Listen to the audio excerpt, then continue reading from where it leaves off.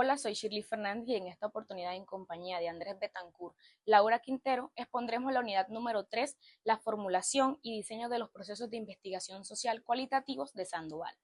En este se aborda de manera sistemática cómo planificar y ejecutar un estudio cualitativo, desde la identificación del problema hasta la selección de técnicas para recolectar los datos. Debemos iniciar con la identificación del tema o problema de investigación. El proceso inicia con la definición clara y la delimitación del tema o problema a investigar. Este paso es fundamental porque marca la dirección del estudio y se basa en la observación de situaciones concretas en la realidad social, cultural o personal. Un ejemplo de este sería investigar cómo impacta la migración en la interacción social en una comunidad, formulando preguntas específicas que orienten su estudio. Pasando ahora a la segunda etapa, les explico la importancia de la exploración de la literatura. Antes de recolectar datos, es esencial revisar investigaciones previas, teorías y conceptos relacionados con el tema. Esta exploración permite conocer antecedentes y enfoques teóricos, identificar vacíos en el conocimiento, justificar la relevancia del estudio. Un ejemplo de esto sería, en un estudio sobre violencia de género, se revisan estudios anteriores para identificar qué aspectos aún requieren mayor análisis. Documentación inicial sobre la realidad específica. Bueno, ahora proseguiremos, vamos a continuar con la tercera etapa, que consiste en la documentación inicial del contexto de estudio. Documentación inicial sobre la realidad específica. Bueno, en esta fase consiste en acercarse al contexto en el que se desarrollará la investigación a través de la observación preliminar, que es cuando visitan el escenario y se toman notas sobre las dinámicas observadas, sobre las dinámicas pues, que se observen. Están también las entrevistas exploratorias, que consisten en dialogar con actores claves para entender cómo viven y cómo definen ellos la realidad social. Tenemos también la revisión de los documentos locales. Aquí es cuando se consultan los informes, las noticias, las actas, otros registros que contextualicen el fenómeno. Y también está el ejemplo que al estudiar el impacto de las políticas públicas en los barrios que sean más que todo vulnerables, se recopilan la información a través de visitas, entrevistas y documentos locales.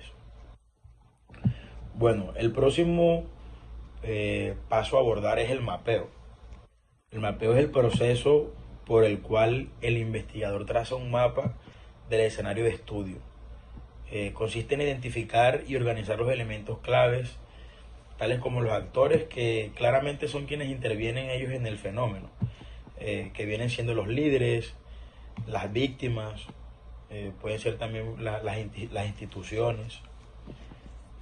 Tenemos también los eventos y las situaciones, que es cuando y cómo se manifiesta el problema. También se encuentran las dimensiones espaciales y temporales. Aquí se pueden delimitar el espacio, el tiempo en que se desarrolla pues, la acción. Y el ejemplo también que es una comunidad donde se identifican puntos de reunión, líderes locales y momentos del día en que ocurren interacciones significativas. Continuaré ahora con la parte del muestreo, un proceso esencial para seleccionar los casos y participantes que se estudiarán. Una vez mapeado el escenario, se procede a la selección de los casos, participantes o situaciones que se estudiarán. En investigación cualitativa, el muestreo es intencional, progresivo y flexible, ya que se selecciona en función de la relevancia de la información que pueden aportar, más que por su relevancia estadística. Existen dos dimensiones en el muestreo: dimensión espacio-temporal, muestrea de espacio y escenario. Se eligen los lugares o contextos relevantes para el fenómeno. Ejemplo: seleccionar parques, plazas y centros comunitarios para estudiar la interacción social. Muestreo de tiempo y momento. Se determinan los periodos y momentos específicos en los que se produce el fenómeno. Ejemplo: observar la preparación de alimentos en diferentes momentos del día en un mercado. Modalidades de muestreo. Según Stroms y Corbin, asociados a la codificación en la teoría fundamentada, se distinguen tres modalidades: Muestreo abierto, orientado por la codificación abierta, permite la inclusión flexible de casos a medida que surgen nuevos hallazgos. Muestreo relacional fluctuante, asociado a la codificación axial, se centra en maximizar las diferencias y relaciones en los datos a medida que se presentan cambios. Muestreo discriminativo, vinculado a la codificación selectiva, se focaliza en verificar y saturar categorías específicas que se han emergido del análisis. Continuando con el muestreo, además Patton identifica 10 tipos específicos de muestreo.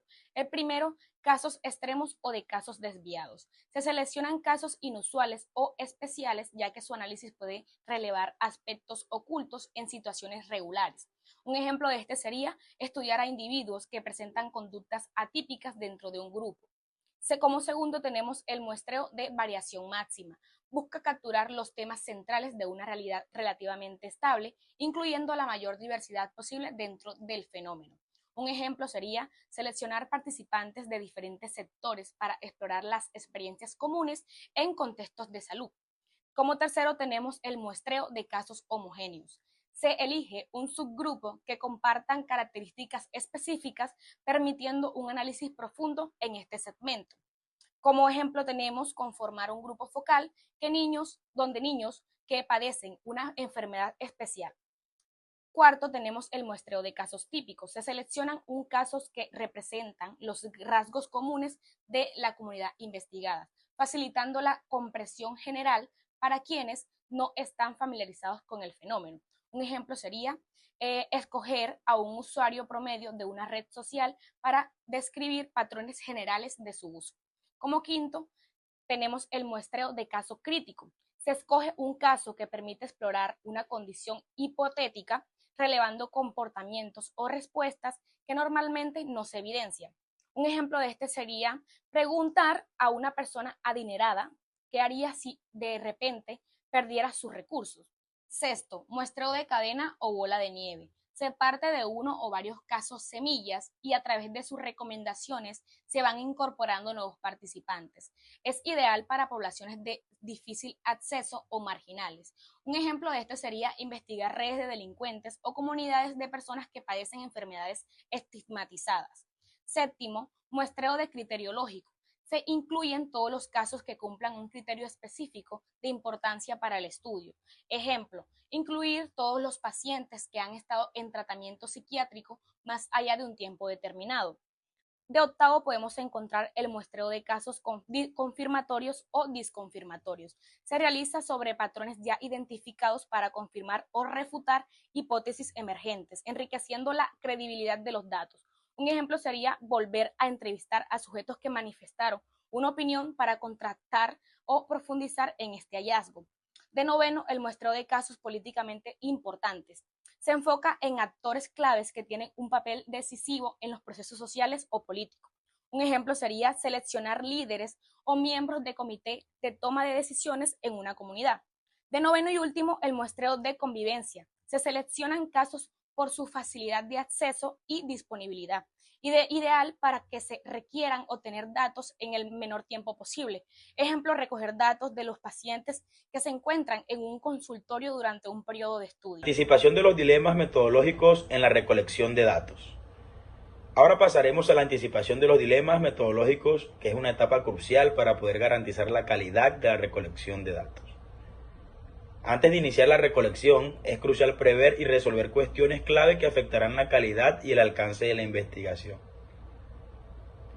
Profundidad y extensión. ¿Cuán detallados y extensos deben ser los datos? Se prioriza la calidad sobre la cantidad. Ejemplo, decidir si se realizarán entrevistas repetidas para profundizar en las experiencias o si bastará una sola sesión. Inicio y cierre del proceso.